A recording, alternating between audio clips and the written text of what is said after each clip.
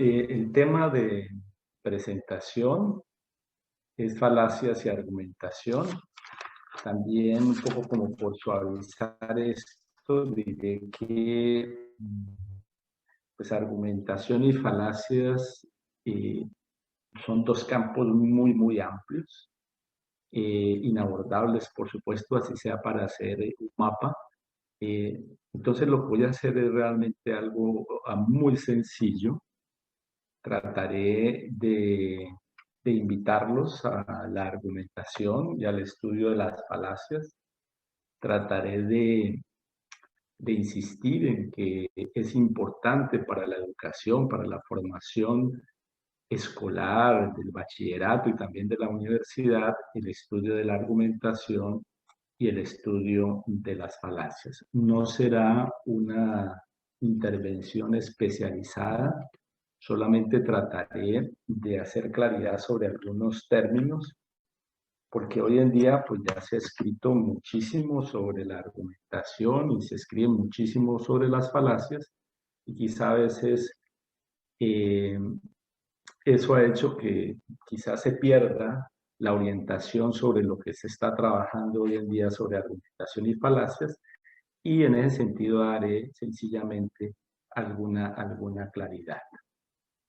Bueno, voy a hacerlo de la siguiente forma. Primero hablaré de la argumentación en general, luego voy a hablar a propósito de las falacias, presentaré algunas falacias, algunas pocas falacias, y al final sacaré unas conclusiones que tienen que ver con la educación y la importancia de la argumentación y de las falacias en la argumentación. Empiezo entonces con la argumentación. Uno podría preguntar qué es argumentar. ¿Qué es argumentar? La pregunta misma es engañosa porque es una pregunta esencialista, y cuando nos vamos a definirla de esa forma es como si hubiese ya una esencia de lo que es argumentar, y uno lo que nota es que diferentes autores y tradiciones interpretan de diferente forma lo que es la argumentación. Entonces, en realidad no diré exactamente qué es argumentar, pero sí quisiera caracterizar, dar algunas pautas generales sobre lo que hacemos cuando nosotros argumentamos. En primer lugar, diré que argumentar es algo cotidiano, es algo cotidiano. Es decir, Raúl acaba de argumentar con su presentación, eh, defendió unas tesis, argumentó esas tesis. La ciencia, por supuesto, utiliza argumentaciones. En el derecho, un abogado necesita argumentar para defender su caso, etcétera. Pero más allá de eso, nosotros cotidiana y diariamente utilizamos la argumentación cuando tratamos de persuadir, por ejemplo, a nuestros amigos de que es mejor ir al cine que ir a tomarnos unas cervezas. Y entonces argumentamos, damos unas razones que pueden ser, bueno, nos sale primero más barato, la película es muy buena, quizá mañana la quiten y tendremos otro tiempo más bien para tomar unas cervezas. Estamos argumentando, estamos tratando de persuadir a los otros para que en realidad vayamos nosotros al cine y no a tomarnos una cerveza. Pero también cuando le decimos a un niño que se vaya a dormir y tratamos de argumentar, tratamos de persuadirlo y le decimos que si se acuesta más rápido puede dormir más y que mañana se puede levantar más temprano y tiene tiempo para jugar, lo que estamos es argumentando. Entonces la argumentación es algo muy cotidiano, diariamente y constantemente nosotros estamos argumentando. Y no vamos a hablar de una argumentación argumentación aquí especializada, una argumentación propiamente científica, sino de la argumentación que nosotros hacemos cotidianamente. Entonces, definiciones sobre argumentación hay muchas, por eso diré que no me voy a quedar con una definición. Podemos decir que una argumentación, algunos la han definido como un proceso comunicativo que tiene lugar entre diversos sujetos, los cuales deben cumplir ciertas reglas. Esa es una definición. Podría decirse que una argumentación es una interacción social, que una argumentación es una técnica para persuadir, que la argumentación es una técnica para descubrir unas premisas, que la argumentación es un encadenamiento de proposiciones a partir de unas premisas para llegar a una conclusión. Efectivamente, todas esas definiciones y muchas más se han dado, pero para evitar entonces la respuesta esencialista, decir definición es esto, más bien tomo la vía de decir algunos elementos que subyacen a todas esas definiciones y que yo diría que esas definiciones comparten, ¿no? Entonces, en primer lugar, decir que la argumentación es una actividad que implica el lenguaje. Es una que implica el lenguaje y que con el lenguaje se dan razones. Se dan razones. Y bueno, se dan razones y se dan argumentos frente a un asunto que resulta problemático, ya porque tengamos que tomar una decisión, ya porque estemos discutiendo algo y queremos que los otros miren las cosas como las miramos o lleguen a ciertas conclusiones, etcétera. Siempre hay algo, un asunto problemático y por eso necesitamos argumentar. Y lo otro que hay es que la argumentación es una actividad racional, es una actividad, es el uso de la razón, el que hacemos con la argumentación, y con esa argumentación nosotros evaluamos a veces y criticamos eh, un argumento, ¿no? Bueno, pero aquí para decir un poco desde dónde me voy a mover, tengo que decir que hay dos puntos de vista, ¿sí?, para hablar de la argumentación. Un punto de vista descriptivo que toma la argumentación y nos muestra es una interacción que pasa allí cuando se argumenta, pero que no valoran, ni evalúan, ni critican los argumentos que allí se presentan. Y en cambio hay otra postura, otro enfoque para estudiar la argumentación, que es un enfoque normativo. Es decir, un enfoque que pretende mostrar cuando tenemos una buena argumentación y cuando nosotros tenemos una mala argumentación. Y ese es el punto de vista que a mí me interesa, y ese punto de vista normativo, qué es una buena argumentación, qué es una mala argumentación. Digamos que yo voy a enfocarme allí para mirar la argumentación, pero hay que decir que otras disciplinas se ocupan de la argumentación, la filosofía, la lingüística, la retórica, el análisis del discurso, los estudios culturales, etcétera. Pero la perspectiva o el enfoque con el que aquí voy a hablar de la argumentación es como un punto de vista normativo que nos permita a nosotros, o el interés mejor, es mostrar cuándo una argumentación es buena y por ende cuándo una argumentación no es una buena argumentación, ¿no? Y bueno, de esto se ha ocupado la lógica, se ha ocupado la tópica, se ha ocupado la retórica y en general podemos decir que las teorías de la argumentación tienen como un problema central determinar o dar los criterios para decir cuándo hay una buena argumentación y cuándo no estamos frente a una buena argumentación.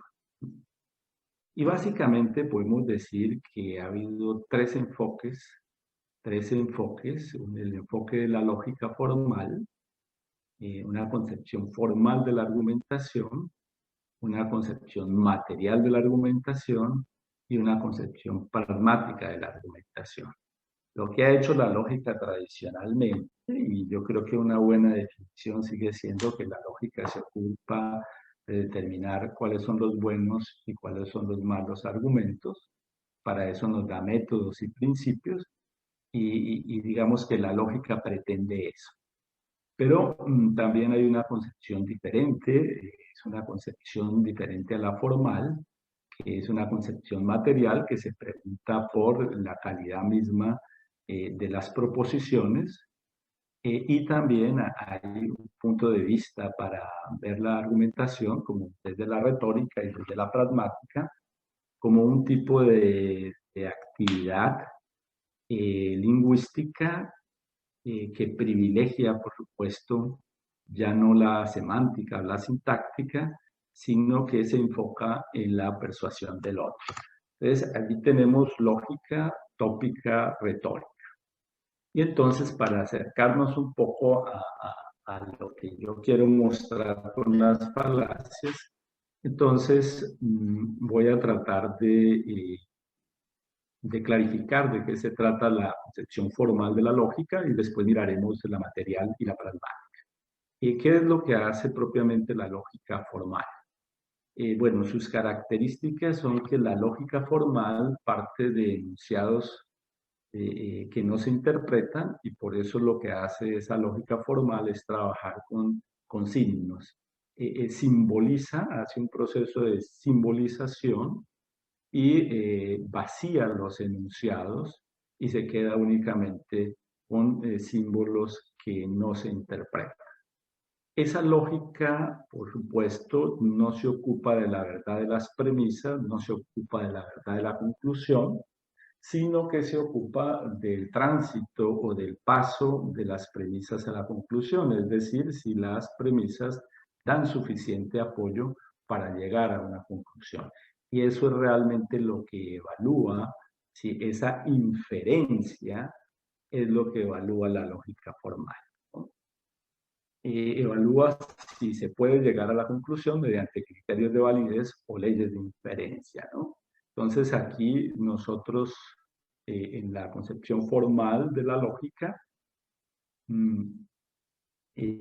decimos que un argumento es válido o que un argumento es inválido. No es una cuestión de grado, sino que si un argumento es válido, es válido si parte de premisas verdaderas y el razonamiento es válido, necesariamente se llega a una conclusión verdadera. Entonces hay unos criterios para evaluar la validez que se expresan en unas leyes de inferencia, ¿no? Podríamos decirlo también de otra forma, decir que se ocupa únicamente del producto de la argumentación, pero no se ocupa del proceso mismo de la argumentación. Bien, en oposición a eso, vamos a mirar entonces una concepción material, una concepción pragmática de la argumentación, ¿no? Cuando nosotros miramos una concepción material, estamos pensando, por ejemplo, en lo que hace la tópica. La tópica, podríamos decir, como lo hace Theodor Fibe, que es una técnica de resolución de problemas. Esa es la tópica. Pero para resolver esos problemas, busca las premisas apropiadas que llevan a la resolución de esos problemas. Pero tiene que ver con la materialidad de esas premisas de las que se parte para solucionar el problema. No es algo formal, sino material. Por ejemplo, ¿en qué debemos creer o qué debemos hacer? Si, por ejemplo, partimos de una premisa como justo es dar a cada quien lo que se merece, o de una premisa como justo es lo que favorece al más fuerte. Digamos que allí ya entramos a evaluar materialmente una premisa. Si justo es lo que favorece al más fuerte, tenemos ya una postura allí, o justo es dar a cada quien lo que se merece, ¿no? Entonces podemos mirar o se mira desde este punto material, de vista material, no solo la forma del argumento, sino los enunciados del argumento, para mirar si podemos creer en ellos o qué debemos hacer a partir de esos, a partir de esas, de la materialidad de esas proposiciones o enunciados, ¿no? Desde el punto de vista de la retórica la podemos entender como un arte de la persuasión, al menos así fue definida por Aristóteles. Nosotros allí vemos la argumentación como un tipo de actividad lingüística, como actos del lenguaje, pero privilegiando el horizonte de la persuasión de un auditorio. Es decir, cuando entramos a la retórica propiamente, en su dimensión pragmática, dejamos un poco a un lado la semántica, que es la materialidad o la sintáctica de la que se ocupa la lógica formal, y nos ocupamos o nos preguntamos por eso misterioso que es cómo por intermedio de la palabra un orador persuade a un auditorio, hace que un auditorio adhiera a sus tesis y lo lleva también a actuar de acuerdo con esa persuasión, ¿no? Lo puede persuadir para llegar, por supuesto, a un acuerdo, lo puede persuadir para que tome una postura, etcétera, pero se trataría entonces de pensar esa actividad, esa interacción o esa actividad social que implica la retórica. Bien, quizá para mirar esto de una forma más clara, podríamos hacer la distinción entre lo que es una demostración y lo que es una argumentación. Entonces, cuando nosotros argumentamos, primero utilizamos signos desprovistos de ambigüedad. Entonces, para no cargar con la ambigüedad y la filología y la polisemia del lenguaje, lo que hacemos en lógica es que utilizamos signos.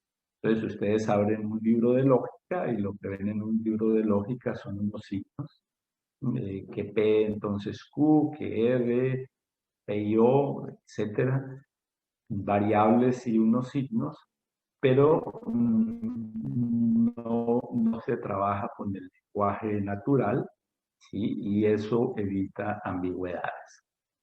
Segundo, en una demostración se siguen reglas explícitas en sistemas formalizados, seguimos unas reglas que hemos definido previamente. Y tercero, se parte de axiomas, de puntos de vista no controvertidos, de los que se parte. Antes se consideraban los axiomas en tiempos de Euclides como verdades autoevidentes, ahora se consideran convenciones, pero son puntos de partida que de los cuales no discutimos, sino que partimos de ellos como axiomas. La característica aquí en una demostración es que cuando avanzamos nosotros llegamos a una conclusión necesaria, clara, evidente, ¿sí? Y esa es la característica de una conclusión en una demostración, que llegamos necesariamente a esa conclusión. Algo diferente ocurre en el proceso argumentativo. En primer lugar, se desarrolla el lenguaje natural, con todo lo que ello implica, con esas cargas valorativas, como mostró Raúl, con esas definiciones, que ya vimos que no hay definiciones en últimas propiamente neutras, sino que cargan algo emotivo, pero también el lenguaje, en su riqueza, pues su riqueza también lleva a veces a anfibologías, lleva a ambigüedades, y nos movemos en el lenguaje natural con su riqueza y con todos los riesgos que eso implica.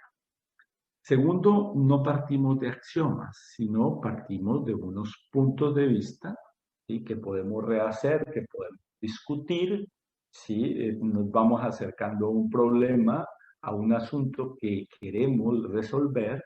Empezamos con puntos de vista que se van intercambiando con los otros, ¿sí? Y los podemos ir modificando y vamos tejiendo una respuesta a un problema determinado. Y las conclusiones a las que se llega no son conclusiones necesarias, válidas para todos, todas apremiantes, no, sino que se llega a conclusiones que son razonables, que son razonables. Cuando se dice que una conclusión es razonable, lo que se está diciendo es que, bueno, hay buenas razones para llegar allí a esta conclusión, pero todo argumento tiene un contraargumento y sabemos que quizá haya también otras razones para llegar a una conclusión en contrario. Pero decimos razonable porque nos parece que esta es una mejor, está defendida por mejores razones que lo otro, que la otra postura. Esa es la idea de lo razonable, ¿no? Entonces, aquí están dos campos muy distintos, el campo de la demostración, que es propiamente lo que hacemos nosotros, por ejemplo, en la lógica formal, en ciertos campos de la matemática, pero la argumentación es mucho más amplia, es un imperio, ¿sí? Es un imperio porque cobija todo el pensamiento que no es el pensamiento formalizado, que no es el pensamiento formalizado, y, por supuesto, el derecho, la política, la moral, viven en la argumentación, no viven en la demostración. En ese sentido, ya esto lo tenía muy claro Aristóteles, porque Aristóteles en la retórica y en la tópica hace una distinción que es muy importante, interesante, y es que él distingue entre los argumentos, los razonamientos que son apodícticos y los razonamientos que son dialécticos. La distinción de Aristóteles lleva a que los argumentos apodícticos son aquellos que parten de verdades y transfieren la verdad de las premisas a la conclusión. En cambio, se da cuenta que hay otro campo muy grande en donde nosotros no nos movemos con verdades, sino que nos movemos con la opinión. Entonces, la dialéctica tiene que ver con el campo de la opinión, de lo que no es verdadero, sino que es opinable. Pero repito, es el campo de la política, de la moral y de la vida cotidiana, allí donde no tenemos certezas absolutas. Y la pregunta que se hace Aristóteles es cómo nosotros nos podemos mover y hacer buenos razonamientos en el campo dialéctico, ¿sí? ¿Qué métodos nos podrían orientar a hacer buenos razonamientos dialécticos? Y su propuesta es que para hacer buenos razonamientos dialécticos nosotros deberíamos partir de lo que él llama una endoxa, es decir, una opinión, sí, una opinión, pero una opinión acreditada. Y acreditada porque es una opinión que sostienen los más sabios o la mayoría de los más sabios o los filósofos. En todo caso, una opinión que está respaldada por la mayoría o por los más sabios.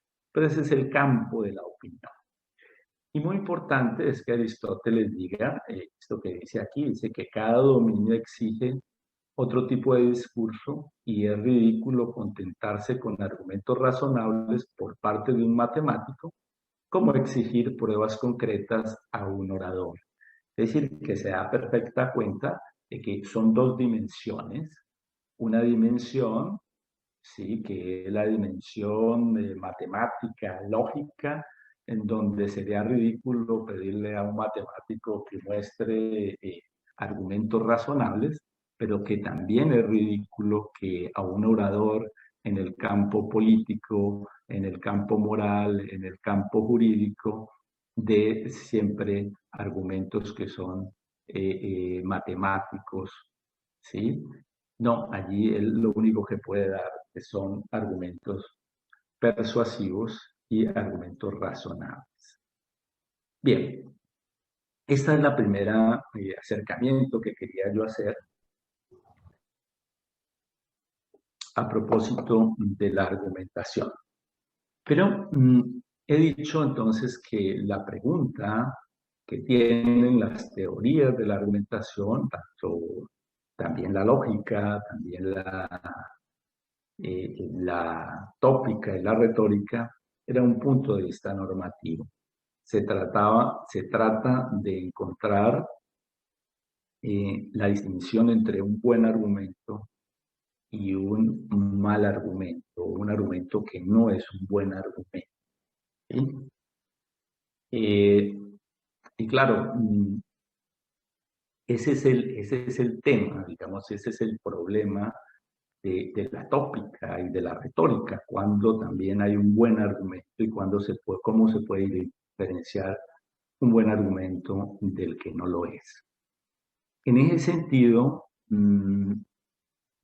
una falacia implica ya un criterio, ¿sí? Implica un criterio de un argumento, un buen argumento o un mal argumento, ¿sí? ¿Por qué? Porque como vamos a ver, la definición con la que vamos a partir, que es una definición muy tradicional, que una falacia es un argumento que tiene la apariencia de ser bueno, pero no lo es. Digamos que eso es lo que se ha trabajado tradicionalmente, ¿sí? Por falacia. Un argumento que aparece o que parece ser un buen argumento, pero que no lo es. Por supuesto, si uno mira esto, de nuevo, tiene que saber cuál es un buen argumento, ¿sí? Para poder decir cuál no es un buen argumento, ¿no? Entonces, también se ha dicho, bueno, una falacia es un tipo de error argumentativo, es un tipo de error argumentativo. Y las falacias tienen una historia. De nuevo, si nosotros nos remontamos, tendríamos que ir a Aristóteles en refutaciones sofísticas. Aristóteles hace la primera clasificación de las falacias. Hace una clasificación de las falacias y por mucho tiempo lo que se hizo con esa clasificación que hizo Aristóteles de las falacias, pues fue encontrar más falacias, digamos que ir matizando algunas de ellas, etcétera, pero se tuvo la idea de Aristóteles por mucho tiempo. Y en la idea de Aristóteles hay algo que contemporáneamente aparece puesto en duda, o mejor, y es que Aristóteles en las falacias todavía interpreta las falacias como un fallo de inferencia. Es decir, que aún está evaluando las falacias como si fueran argumentos que no son argumentos, que son argumentos psicológicamente persuasivos, pero que no son lógicamente correctos.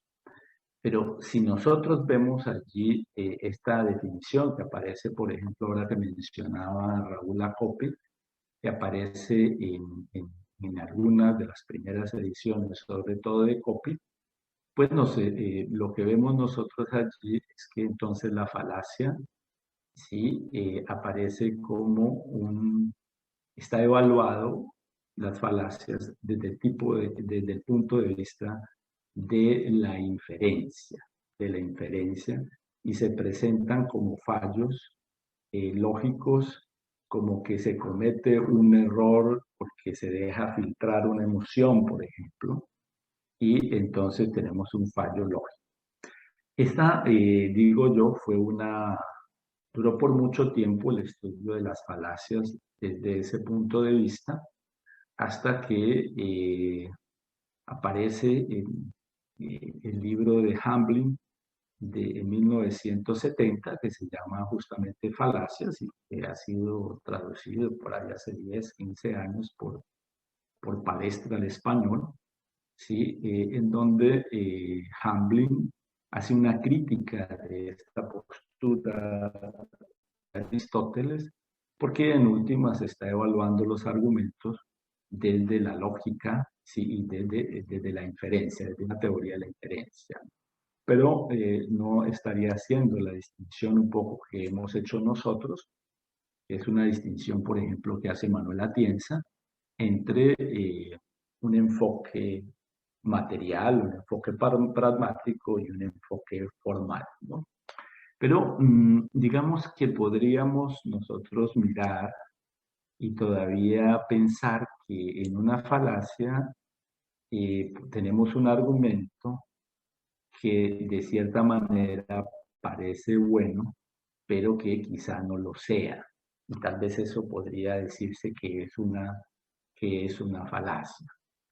Pero, pero aquí tendríamos que ir con mucho cuidado porque, mm, por ejemplo, para algunos autores, ¿sí? Como Toulmin, las falacias, ¿sí? No formales, que ahorita vamos a mirar, dependen del contexto, lo cual quiere decir que lo que es falacia en un campo puede que no sea falaz en otro campo. Es decir, cada campo, por ejemplo, el derecho o el campo político mismo o el campo, un campo determinado de las ciencias sociales, etcétera, tiene sus propias falacias y si uno traslada de un contexto a otro contexto, ese argumento puede que ya allí al trasladarlo no se trate ya de una falacia. Pero lo que quisiera de nuevo para conectar con la argumentación es que a partir de Hamlet se ha dado pues un gran desarrollo de la teoría sobre falacias y se ha tratado de buscar una teoría completa sobre las falacias. Eh, que si se ha logrado o no se ha logrado, es difícil realmente precisarlo. Hay algunos que dicen que no se puede hacer una teoría completa de las falacias. Y lo que sí tenemos son diferentes clasificaciones y como hay diferentes teorías de la argumentación, asimismo tenemos nosotros diferentes teorías sobre las falacias, ¿no? Podríamos decir que, bueno, ya he dicho que una falacia presupone la idea de un buen argumento. También para aclarar términos, los sofismas, tradicionalmente se habla de las falacias como sofismas cuando hay conciencia de que se está cometiendo la falacia y que lo que, digamos que hay un engaño, y a este se le llama un sofisma, y lo otro serían los paralogismos, en donde se cometen las falacias por un error, digamos, un error no consciente. La diferencia sería en que en el primero hay conciencia de que se comete la falacia, en el segundo no hay conciencia de que se está cometiendo una falacia. Bueno, aquí entonces, ¿qué haremos si hay varias teorías, digamos, sobre las falacias? Pues como hemos asumido las falacias formales, materiales y pragmáticas, también podríamos decir que hay falacias que son formales, materiales y pragmáticas. Podría ser una, digo yo, eh, no es, no hay universidad sobre esto, es solamente una propuesta de clasificación que yo la he tomado de Manuel Atienza, del curso de argumentación jurídica de Manuel Atienza. Bueno, pero ¿qué se trata de una falacia formal? Miren ustedes, por ejemplo, lean en la pantalla. Segundo, voy siguiendo el tiempo. Sí, tengo que ir más rápido. Por ejemplo, un novio le dice el viernes, le dice a su novia, si me pagan, te invito a cine el domingo. Y el domingo en la mañana la llama y le dice, mira, te invito a cine por el domingo. Y la novia entonces llega a la conclusión, entonces te pagaré. pagar. Esto es una falacia. Es una falacia y es una falacia que en lógica llamamos la falacia del consecuente. Porque si ustedes miran bien, sí puede ser que le hayan pagado, pero hay otras posibilidades y es que él la invita, sí, porque le prestaron plata o le llegó plata de otra parte o sencillamente se gastó ese dinero porque quiso. La primera proposición solo obliga que si se da, el antecedente será el consecuente, pero no dice nada más. Entonces, sacar esa conclusión es una falacia, pero esa es una falacia de forma. Esa es la falacia del consecuente. Nosotros la ponemos de manera formal de esta manera. Si P, entonces Q, y tenemos Q, entonces sacamos P. Esa es un tipo de argumentación falaz. Falaz. Pero es falaz porque está violando una regla de inferencia. Por ejemplo, esta dice, todos los mamíferos tienen ojos, algunos moluscos tienen ojos, por lo tanto, algunos moluscos son mamíferos, ¿sí? Ustedes lo miran y seguramente dice, es falaz. Algunos dirán, ¿y por qué? Si es falaz, porque seguramente la conclusión que ustedes dicen es inaceptable, las premisas son verdaderas, pero aquí pasa algo, ¿cierto? Esa conclusión no se puede sacar de esas premisas. Y claro, está también violando una regla explícita en la lógica, y es que el término medio no está distribuido.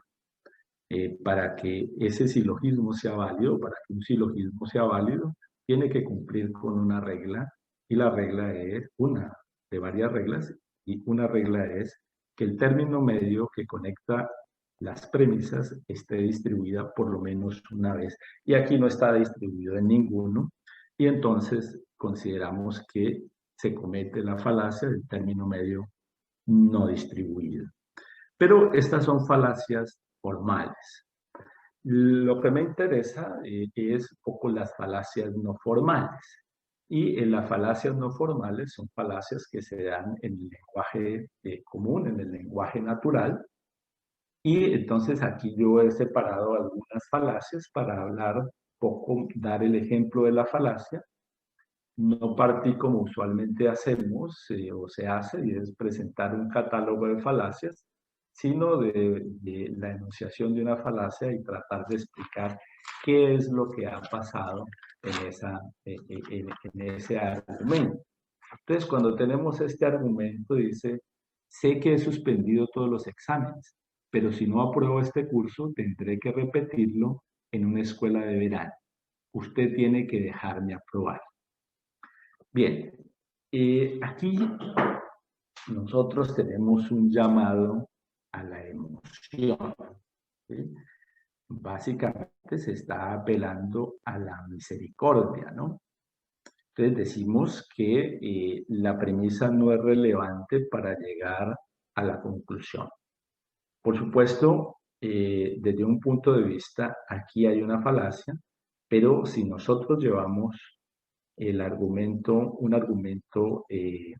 ad misericordia a un campo jurídico, es posible que no sea una falacia, porque es posible, por ejemplo, que el sufrimiento de una persona acusada pueda servir como argumento para suavizar la pena, la condena, ¿no? Piénsese, por ejemplo, en un accidente en donde un padre ha ocasionado la muerte de su propio hijo por alguna imprudencia. Desde el derecho decimos, bueno, ya hay suficiente castigo por su responsabilidad y por el amor con su hijo, que llevarlo también a un castigo mayor puede ser innecesario, ¿no?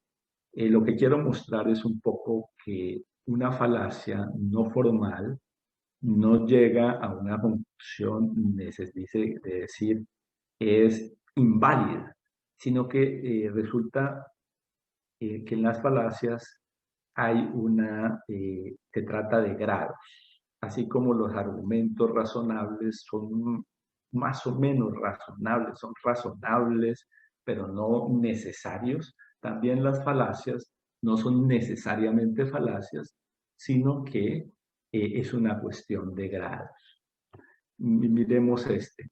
Ese nuevo profesor dice que yo soy su profesor. Decir la verdad es que ningún estudiante le envía a su profesor favorito. Tenemos allí, por ejemplo, una petición de principio, por supuesto, un argumento circular, ¿sí? Que parte justamente de aquello que tiene que demostrar. Bueno, esta me la salto porque es ad populum. Esta es interesante, dice, ningún matemático ha logrado nunca demostrar la verdad del famoso último teorema de Fermat, por lo tanto debe ser falso. En realidad, y lo puse ahí a propósito porque ya hace bastante tiempo que sí se demostró, que se demostró el teorema de Fermat.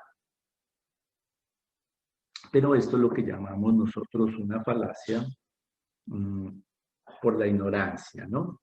Es decir, es tomar como falsa una proposición porque no se puede demostrar que es verdadera, ¿sí? O al contrario, tomarla por verdadera porque no se ha podido demostrar que es falsa, ¿no? Miremos esta, lo que compramos ayer lo compramos hoy. Ayer compramos carne cruda, hoy comemos carne cruda. Obsérvese que la regla funciona para muchas cosas y la enunciamos, ¿no? Debemos comer hoy lo que compramos ayer, ¿sí? No vamos a comprar nada más, ¿sí? No vamos a comer otra cosa, pero aquí hay una falacia de accidente porque la regla es general, pero aquí hay un caso particular y es que no está diciendo que se coma en el estado en que se compró. Entonces, si se compró cruda, se come carne cruda, es un argumento falaz.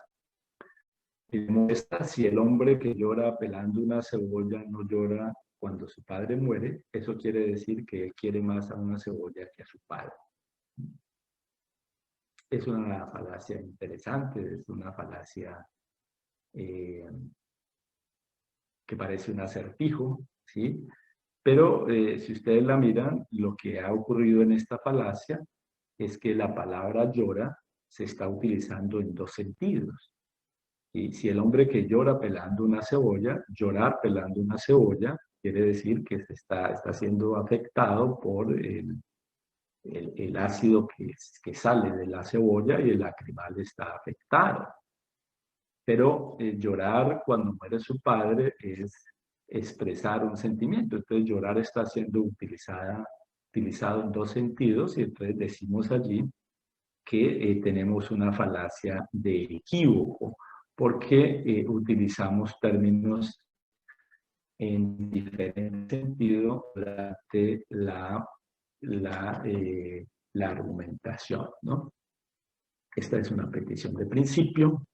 Esto es interesante, dice, la Inquisición debió haber sido benéfica y está justificada, dado que pueblos enteros la invocaron y la defendieron. Hombres intachables la fundaron y crearon en forma severa e imparcial, y sus propios adversarios recurrieron a la hoguera para combatir sus llamas. ¿Sí? Entonces, debió haber sido benéfica la Inquisición. ¿Cuál es el argumento? El argumento es de nuevo un argumento aquí ad populum, y es la idea de que si mucha gente ha creído en eso, ¿sí? Entonces eso es verdadero.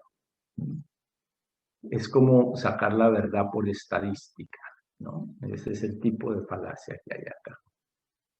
Miren esta, usted no puede estacionar aquí, no me interesa lo que dice el cartel, si usted no se va, le hago una boleta.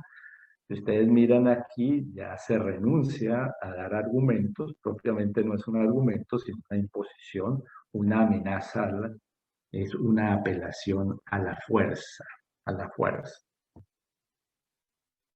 Esto también es interesante. Dice, Hasser Miller descubrió un peligroso insecto venenoso mientras jugaba y correteaba alegremente sobre el tronco de un árbol.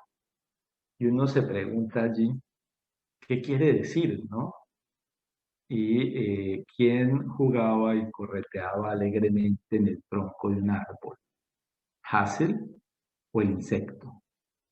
Entonces, a veces al enunciar una proposición, una oración, puede tener más de un sentido. Y puede tener más de un sentido, es decir, ser anfibológica debido a una construcción torpe, por ejemplo, una justaposición de oraciones, y no saberse efectivamente qué quiere decir, o por lo menos tener dos sentidos, ¿no? Y cuando se toma un sentido de ellos, pero era el otro sentido, puede que se llegue a una conclusión que no es una conclusión apropiada o la que se buscaba, ¿no? Bueno, voy a presentar esta por último. La última dice, mi oponente me ha hecho el cargo de que adquirí legalmente dinero para esta compañía. En réplica a lo anterior, deseo que sepan que todo el dinero de mi opositor ha conseguido para su campaña, todo el dinero que mi opositor ha conseguido para su compañía fue adquirido ilegalmente. Obsérvese que a él le hacen un cargo, ¿no? Que adquirió dinero ilegalmente para su compañía, ¿sí? Y él no defiende y no dice que eso no es cierto y no, él ataca al otro, ataca al otro. Ese es un claro, ese es un claro argumento contra el hombre. ¿Sí? Ad hominem, este es un ad hominem. Ahora bien, en ciertos contextos, como les decía, un ad hominem no es una falacia. Sí, digamos, en el campo jurídico,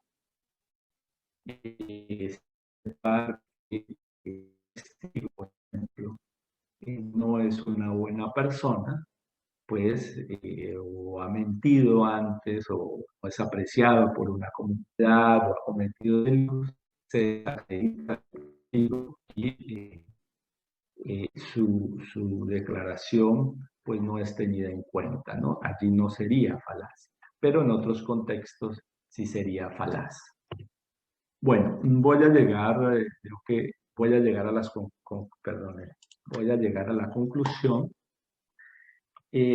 ¿Para qué sirve el estudio de la argumentación y para qué sirve el estudio de las falacias, ¿no?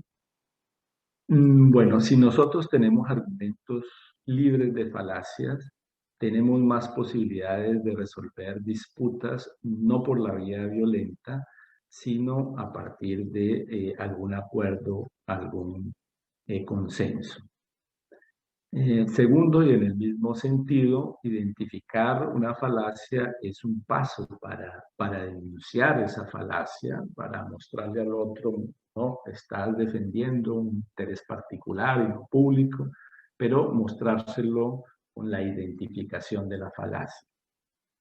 Entonces, la falacia no es solamente, identificar la falacia no es solamente algo epistémico, sino es también un deber ético, porque para tomar decisiones hay que sopesar argumentos y si se hace responsable, pues hay que tratar de limpiar, de cuidar mucho las argumentaciones para que no se filtren falacias. Bueno, y todo ello sería importante hoy en día porque hoy en día en el discurso prevalece la burla, la sátira, la diatriba, ridiculizar al otro, etcétera.